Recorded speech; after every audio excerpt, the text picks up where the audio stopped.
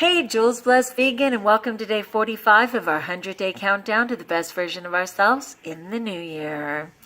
Wow, day 45. It is just going. Do you have a plan? Are you just joining us? Do you want to make a goal for the new year and feel successful? This is the place to do it. Share in the comments. What is your plan? Where are you at? How can we support you? For me, I just dodged a bullet, seriously. I had a video a while back called HALT, H-A-L-T, and it stood for hungry, angry, lonely, or tired. And when you're in that compromised state of mind, there's a chance you're not going to be your best self. So for me tonight, I was hungry, oh my goodness, and beyond tired. And I got a phone call saying, hey, pick me up some food at the fast food restaurant. Very dangerous for me. But I said yes, and I started compromising right away. I was just like, oh, well, I can still eat vegan. It just won't be raw. And then I was like, well, it might be junk food vegan, but at least it's not dead animals. And I just started compromising. And then I was just like, no. I have a group that counts on me. I'm counting on me. I want to be accountable to myself and get to that best version. So praise God, I did not participate in that food. When I got home, I made my food and ate plenty of it. And I can go to bed feeling great about myself. So I'm thrilled for that. Anyway, I saw this really interesting TED, those different TED Talks on YouTube. But within the TED Talk, it was on prohibition. And when I think of prohibition, I think of like alcohol in the 1920s and people not being able to drink. But it wasn't about that. It was about food and being prohibited from consuming various foods. And how sometimes for ourselves, we will totally rebel, choose to eat things that aren't on our plan because we feel that we have been in some way prohibited from having them.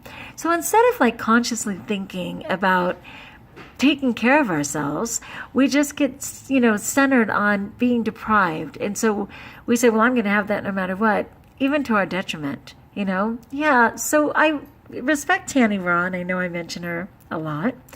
But Tanny Raw always says, I can have any food I want, but I choose not to eat that. And I think that's just like a good mantra to say until it becomes true. Something really common in the 12 steps is fake it till you make it. And maybe we need to fake it for a while, because when I say I can have anything I want and I just don't choose that, I'm like, but I really do want that. Are you sure? Secretly. But I'm going to say that. I'm going to practice that, I know when Tanny was getting clean on her food, she used to say, I eat plants. I just eat plants. And she'd affirm that again and again until it was true for her. So I want to affirm, various foods are not my food. I'm getting really good at that, actually. But another thing that was super interesting, along with the prohibition, was this incredible study.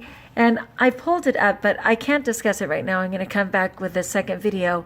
So if that makes you want to come back, come back. But I'm going to discuss the study called the Starvation Study That Changed the World.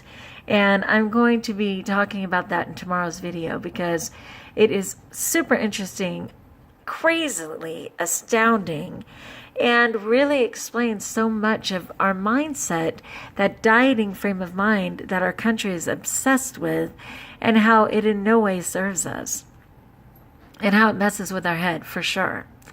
So anyway, for right now, like I suggested, I'm exhausted, but I am recovering. I'm coming along from missing my little city, my horse that died this past weekend, and just kind of readjusting to a new normal. Whenever someone dies, I always tell people, you're going to have to adjust to a new normal.